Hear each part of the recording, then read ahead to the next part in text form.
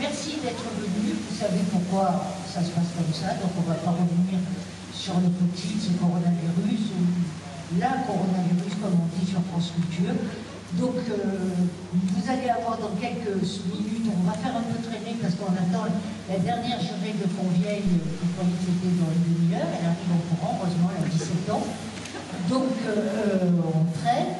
Nous allons vous présenter d'ici 2 ou 3 heures, ça va être très longtemps, préparez-vous, là où le lauréat. Je vous promets une petite surprise, toute petite. N'attendez pas au lâcher de ballon ou à la fanfare. Tout ce qu'on peut faire, c'est vous promettre une toute petite surprise, une surprisette, comme on a dit tout à l'heure. Je voulais quand même vous remercier, vous, puis remercier les jurés de Fontvieille qui, cette année, ont été extraordinaires, comme l'année dernière d'ailleurs. Mais du coup, 1 an après, il y avait une espèce de répétition générale. Ils ont fait un groupe WhatsApp entre eux. Ils nous ont invités qu'au dernier moment, Héloïse et moi. Donc ils ont pu dire du mal des livres et de tout le monde en secret.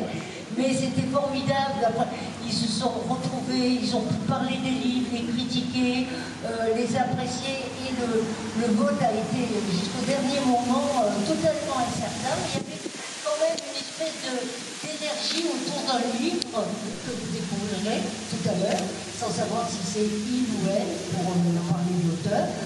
Donc, je crois que j'ai rien oublié. Je vais passer lentement, pour permettre à notre Héloïse d'arriver, le micro à mon Héloïse à moi. Héloïse qui a, elle, la lourde tâche de lire tous les livres qui sortent. D'ailleurs, comment ça se passe? En fait, elle lit tout. C'est bien ça, tout. La lettre A à la lettre Z. Et après, on en parle, et très souvent, je lui dis, bon, ça me tombe sur le pied ce soir. Donc, et voilà. Et c'est comme ça pendant une année. Tous les jurés de Paris me chargent de vous dire qu'ils regrettent beaucoup de ne pas être là. Donc, je vous redis qu'il y a Émilie Frêche, qui habite très souvent à Arles, Olivia de Lamberterie, Franz-Olivier Gisbert, Laure Adler, et le dernier de cette année, c'est Alexandre Jardin. Et donc, tous ces gens avaient plus ou moins un livre nouveau à présenter, et ils avaient adoré venir l'an dernier, et les 2 qui n'y avaient pas pu avaient des excuses vraiment très importantes. Et cette année, du coup, tout le monde était absolument content. Donc, rendez-vous l'année prochaine. Tous les conférenciers, tout le monde a dit bon mot pour l'année prochaine, donc on va se retrouver pour une encore plus grande fête que là.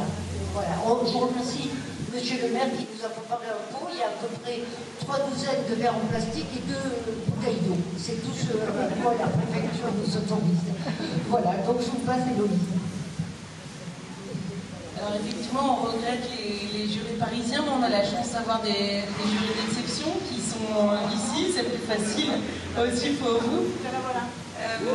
Je précise aussi, ils sont déjà au courant, mais comme cette année est assez contrariante pour tout le monde, hein, on n'est pas les seuls à devoir animer les festivités, etc.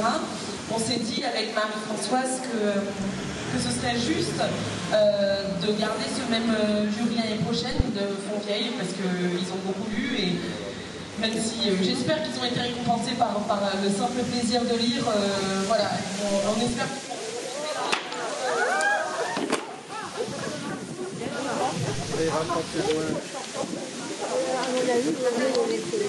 dévoiler le nom.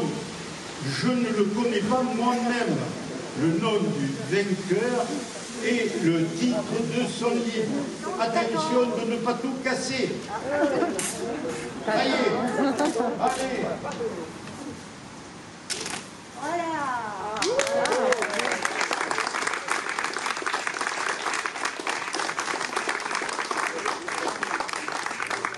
Le vainqueur est donc Cécile Pivot.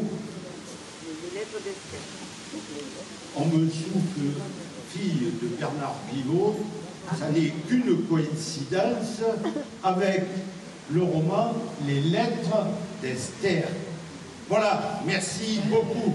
Voilà, c'est ça. Il est là. On essaye, on lit, on lit pour se faire du bien. Donc quelques mots sur ces jurés fontéillois. Je verrai comme ça pour vous regarder un petit peu quand même. Alors vous en connaissez, vous les connaissez peut-être tous, parce que Fonteille, c'est aussi le charme de ce village, c'est qu'on se connaît un petit peu tous. Alors on a déjà Pascaline Pinault. Ah oui, non, pardon, excusez-moi. Alors on va faire que les prénoms à chaque fois, ce sera beaucoup. Oui, les prénoms, oui. Alors Pascaline, elle est passionnée, comme son nom ne l'indique pas, elle est passionnée de bois, elle travaille le bois, elle est ébéniste d'art, c'est une pionnière en son domaine, parce que les femmes sont encore assez peu présentes dans ce domaine, si je ne m'abuse. Aujourd'hui, c'est à Fontvieille avec ton mari Hervé, qui est architecte paysagiste et artiste sur bois, que tu as installé depuis des années. Et on a demandé à chaque jury de nous donner leur citation préférée, qui sont toutes assez libres. Pascaline, sa citation préférée, il n'est rien que vous ne puissiez trouver si vous vous en donnez la peine. Le film. Ensuite, on a Marie-Thérèse. Non, pardon. Marie-Thérèse, c'est une passionnée d'art et de littérature. Et surtout, c'est quelqu'un qui a un goût assez certain pour le bonheur. On la voit toujours souriante, c'est un soleil. On se souvient d'ailleurs, pour ceux qui étaient là l'année dernière, de son émouvante lecture en public du Petit Prince de Saint-Exupéry à Lillec, devant Lillec. Et ta citation préférée, Marie-Thérèse, le sens de la vie supprimée, il reste encore la vie, la dernière. On a ensuite Véronique. Alors l'année dernière, c'était Guillaume Tenard qui nous a fait l'honneur de faire partie des jurés pour la première édition. Et cette année, on a la chance d'avoir Véronique Tenaille et sa femme. Alors vous les connaissez sûrement, Véronique et Guillaume, ils ont une caverne d'Alibaba juste en face du manège. À l'intérieur, vous y trouverez des trésors parce que vous êtes tous les deux passionnés de jeux et de casse-têtes qui viennent des quatre coins du monde. Alors ta citation, Véronique, elle vient du Petit Prince. Adieu, dit le renard, voici mon secret. Il est très simple, on ne voit qu'avec le cœur. L'essentiel est invisible pour les yeux. Et là, c'est Antoine de Saint-Exupéry. On a aussi Gilles. Alors, Gilles, c'est le seul homme, cette année, de notre jury. Alors, Gilles, toi, tu as plusieurs cordes à ton arc. Tu es photographe, tu es globe-trotteur, tu as beaucoup voyagé, tu es écrivain, poète, et tu es aussi l'auteur de plusieurs ouvrages, dont Assis sur le rebord du monde, qui est sorti l'année dernière, je crois. Et c'est un journal poétique qui est édité aux éditions Nombre 7. Et ta citation préférée, c'est « Un livre, un poème sont les seuls lieux au monde où deux étrangers peuvent se rencontrer de façon intime, de Paul Auster. » Et enfin, on a la Benjamine, qui est Héloïse. Héloïse, tu as eu 17 ans en août dernier, c'est ça? Et toi, tu es fontvieilloise toujours. Tu es passionnée de violon, tu es une grande lectrice, tu es passionnée de littérature, de fiction, mais aussi de romans réalistes. Alors, ton objectif de vie est assez ambitieux et original parce que tu aimerais devenir officier historien dans l'armée de terre, si c'est toujours le cas, c'était le cas il y a quelques mois, mais on peut changer à un stage là. Et du coup, tu aimerais accéder à l'école Saint-Cyr pour ça. Ta citation préférée, ça vient des Hauts du Hurlevent de Émilie Brontë. De quoi que soient faites nos âmes, la sienne et la mienne sont pareilles. Donc on remercie tous les jurys de Fontvieille d'avoir comme le disait Marie-Françoise, ça n'a pas été très simple pour choisir les livres. Parce qu'on dit souvent que la littérature est le miroir de notre époque. Je laisse un blanc et vous faites réfléchir sur cette citation parce que l'époque étant assez morose, c'est vrai qu'on a eu plus de mal cette année à sélectionner des... On les a trouvés finalement, hein. On a eu plus de mal à sélectionner des livres joyeux, des livres drôles, des livres qui font voyager parce que les écrivains avaient moins le cœur à la fête, je pense, cette année. Je vous remercie et je vais donner le micro à René. C'est René qui va parler.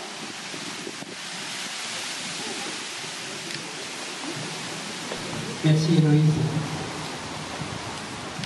Oui, alors pas de grande fête cette année, mais un petit mot quand même. Dans le contexte actuel de pandémie et le flottement des directives sanitaires, ça a été la sagesse de Marie-Françoise Colombani et d'Héloïse Bois, responsable du prix du roman qui fait du bien, et de Sophie Kuhn et de Denis Spiller, présidente de l'ILEC, de décider, en concertation avec la municipalité, de reporter le week-end 2020 à des jours meilleurs l'an prochain. Mais la culture n'est pas en quarantaine pour autant. Ce serait d'ailleurs impossible à Fontvieille. Elle est partout. Elle est inscrite dans la pierre, dans le travail de la pierre. Elle est dans notre patrimoine, dans les productions artisanales, dans les savoir-faire, dans nos façons de vivre. La culture a ses références littéraires qui font la notoriété de notre village. Beaucoup de gens viennent ici pour voir où courait la chèvre de M. Séguin. On vient pour Daudet, même si on ne le lit plus guère. Notre parti pris à Fontvieille, dans cette culture littéraire, c'est celui de la lecture. Comme le font à l'ILEC les cercles de lecture, qui permettent de partager quelques moments forts de lecture. Ce prix est lui aussi pour inciter à lire. Lire le plus possible, librement. La lecture est acte de liberté. Si encadrée fut-elle par les institutions religieuses, scolaires ou politiques, la lecture a toujours été porteuse de liberté. Le prix qui va être décerné par les lecteurs du jury, des écrivains nationaux et des Fontvieillois, est un fruit de cette liberté. Nous allons découvrir leur libre choix. Mais auparavant, je laisse la parole à notre maire, Gérard Garnier.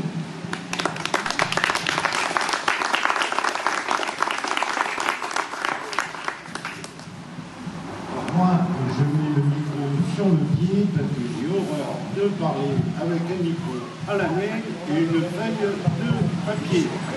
Comme disait mon père, pardon, tu as deux mains gauches et elles ne sont pas à droite.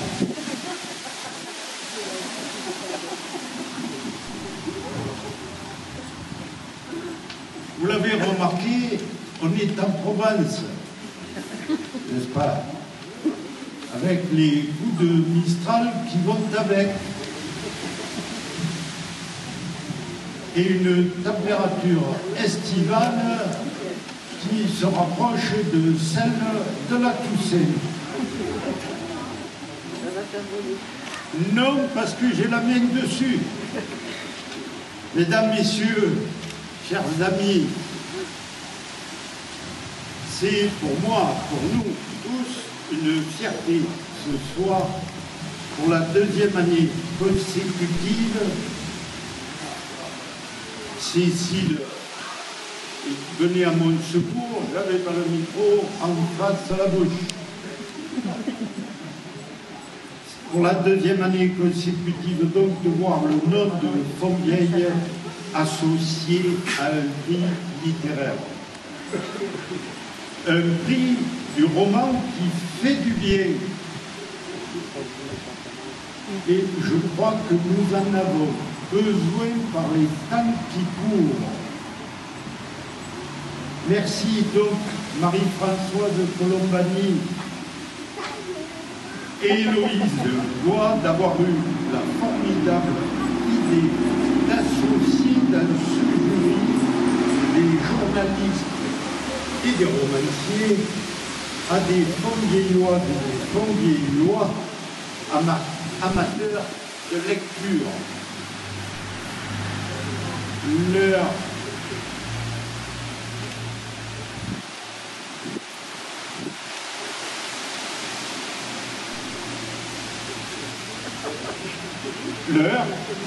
Aidez-moi, bon, je vous cite les jurys fontvieillois, les jurés, pardon.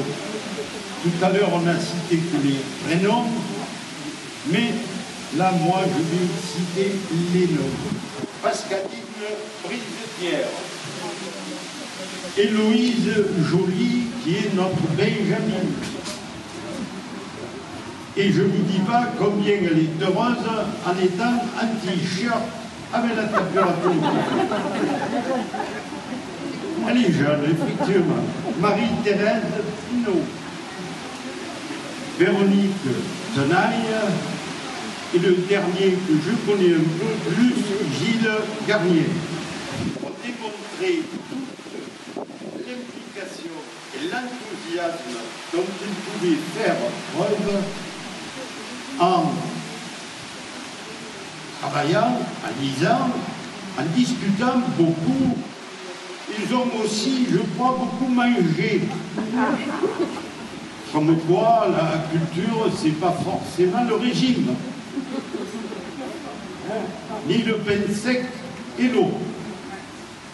J'ai entendu dire qu'il n'y avait pas que de l'eau. Nous espérons que le nom de Fontvieille s'affichera dans toutes les bonnes librairies et résonnera aux oreilles des lecteurs comme un village qui, lui aussi, fait du bien, tout comme la lecture d'un très bon livre.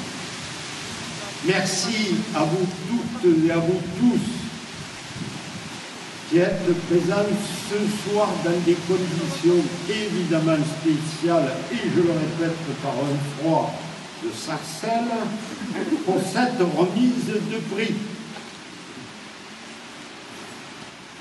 Cette remise, ce vainqueur, après 3 heures de discours, vous avez bien mérité de le découvrir.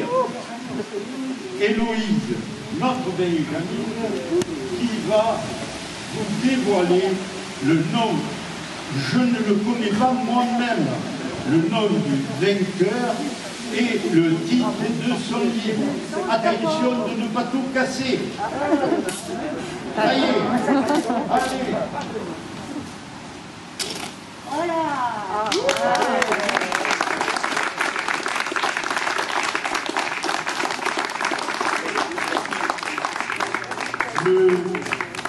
Le vainqueur est donc Cécile Pivot. On me souffle fille de Bernard Pivot. Ça n'est qu'une coïncidence avec le roman Les Lettres d'Esther. Voilà, merci beaucoup. Voilà, c'est ça. Il est là.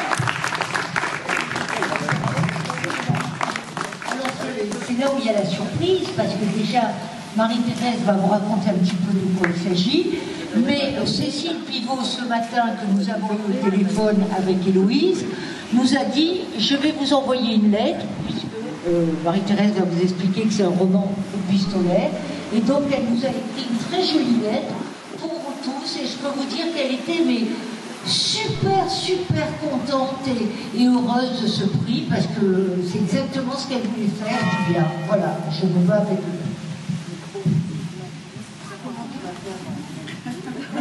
Attends, donne.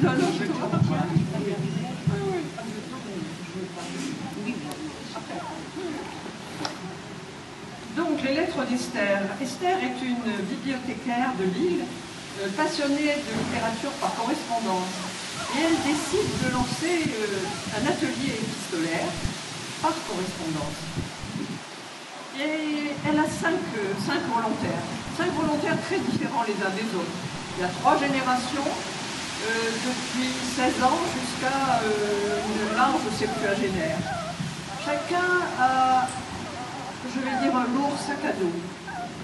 Des difficultés de la vie ne les ont pas épargnées, de toutes sortes. Et lentement, petit à petit, ils échangent et ce fardeau s'allège par le miracle de l'échange, de l'écriture. Chacun se livre, les carapaces s'ouvrent, les cœurs se livrent, et c'est la résilience qui arrive. La résilience par l'écriture. Donc, pour le prix du roman, donc ce livre nous a émus, il nous a beaucoup touchés, et il nous a fait du bien. Donc, c'est pétri d'humanité et je vous engage vivement à le lire.